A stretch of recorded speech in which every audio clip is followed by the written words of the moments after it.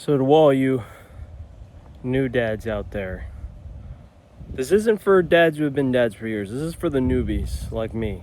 I've only been a dad for 11 days since the birth. Okay, since my boys were born, it's been 11 days. I had twin boys, Ford and Jesse. It has been some of the trickiest, it's the trickiest job I've ever had. It's very difficult. And I'm not even the one who's feeding them. My wife is breastfeeding them. I'm not even doing that. All I'm doing is changing diapers, being the, what do you call it? Like the bellboy or whatever. Whatever my wife needs, I'm fetching it for her. I get up and help her manage the babies. She does most of the heavy lifting, and I'm just here. I'm support. You know what I mean? Like Battlefield 6, I'm the support guy. I go around and I revive everybody for my wife. And it can be very frustrating. You know what I mean? Sometimes in the middle of the night, like at 4 a.m., one starts crying. And you're like, dude, why are you crying? Your diaper's clean. You just ate 20 minutes ago. I'm holding you. I'm trying to soothe you. Why are you crying? And then he finally stops crying. You lay him down in the crib, and then his brother starts screaming, and you're like, oh my word. So then you got these two babies, and you're so tired, and your wife is trying to sleep. You're just trying to get them quiet so she can catch a few hours before she has to feed them again. And then they both stop crying, and they look at you in the eyes, and they just do like a little, like half smile, and you're like, holy crap. That was the cutest thing I've ever seen. And then you forget about all the terrible stuff that was just happening 2 minutes ago. That's what it's like. It's like for how hard it is and how difficult and how frustrating, the little sweet things like make it all worth it. So 11 days in, I'm not discouraged. Not at all. I think we can totally do this. This is where I live. That's our place. It's very small. There's 4 people living in it. I'm not complaining because we get to stay here for free, pretty much. You can't beat that. I mean, we're gonna have to move out of here eventually, get a bigger place as the boys get bigger. So if I can do it, I'm 22. My wife and I can do it with 2 boys in this shack. You know, you can do it. Really. I mean, it's totally doable. I don't know where this idea, we are fortunate. I understand that we get to stay here for free, and that's not normal. Like, not everybody has that opportunity. But I really think even if my parents kick me out of here, kick me and my family out of here today, like, we would find a place. We'd start renting somewhere. We could do it. We could afford it. I work and she does odd jobs. It would just work out. We would just figure it out. I mean, yeah, I don't get like the whole sentiment of people like, no, I can't afford to have kids. I can't afford to do that, blah, blah, blah, blah, blah. It's ridiculous. If having my own kids now, holding them in my hands, looking them in the eyes, I think I would do anything for this little guy. I would work as long as I would have to every day. I would work 7 days a week for this guy just to keep him alive, just so that he could live a decent life. I would do anything. When you have that kind of drive, the money you need, it just starts showing up. God does something in you to where you're like, I gotta provide, I gotta do it. And so you get this fulfillment that you've never had before. And this is only 11 days in. I'm 11 days in, and I'm like, dude, I'm ready to go back to work just so I can bless these little guys. God can use me to bless them. You know what I mean? And I don't know, man.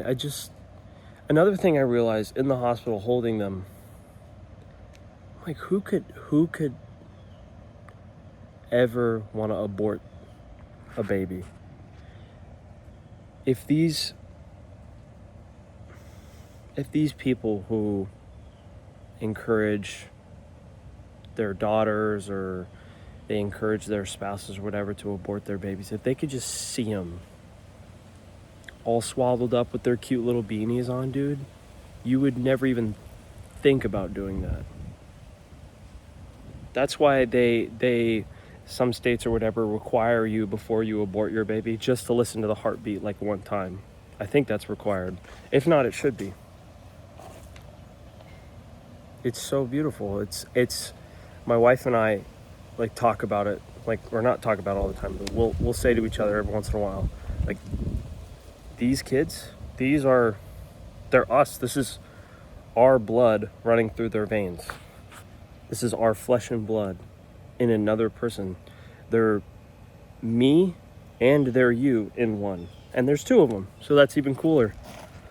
And already, I mean, I'm not going to show their faces, but one is starting to look like Leah more, and one is starting to look like me more. I mean, it could change. They could both end up looking like Leah or both end up looking like me, or looking like neither of us. I don't know. Hope not. And they're identical twins, so it's kind of cool. They already have differences. And they already have like behavioral differences for not even 2 weeks old. They already act different. Jesse is very calm. You know what I mean? He's not very fussy. He's pretty satisfied without a pacifier. And Ford is just rowdy, and he squirms, and he's fussy, and he's funny though. He's very expressive and cute, and they're both adorable, dude. But it's hilarious. It's seeing their differences, like, and then at night, if one of them gets out of their swaddle, like Ford will get out of his swaddle and try to like inch over towards his brother just so that he can be close to his brother. I mean, because they've been close compact with each other their whole lives inside of Leah's womb. So they like to be close together. I mean, sometimes I take like little 5-minute naps with them where I just kind of let them lay on my arm, and they just like to be close together. It's really cute. So it's going to be super exciting to see how they develop their personalities. And I don't know. I learned how to walk when I was 8 months old. We lived in an Airstream trailer.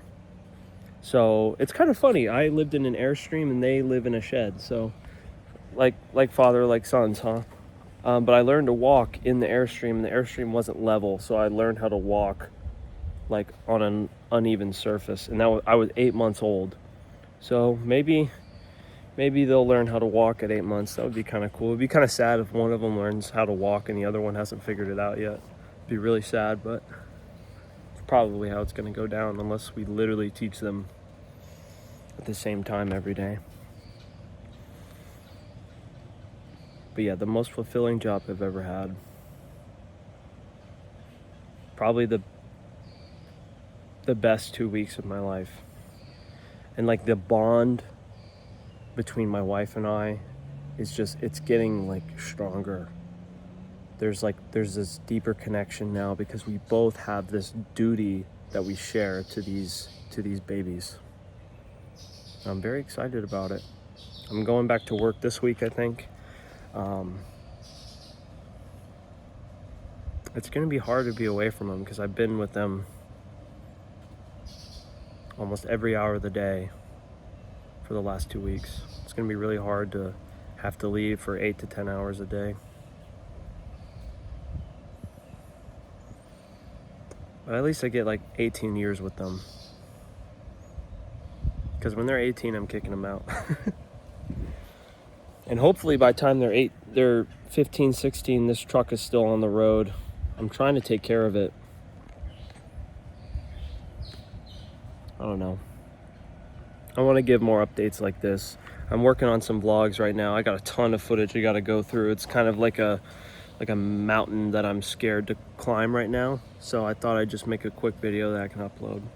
Anyways, I'll see you guys later.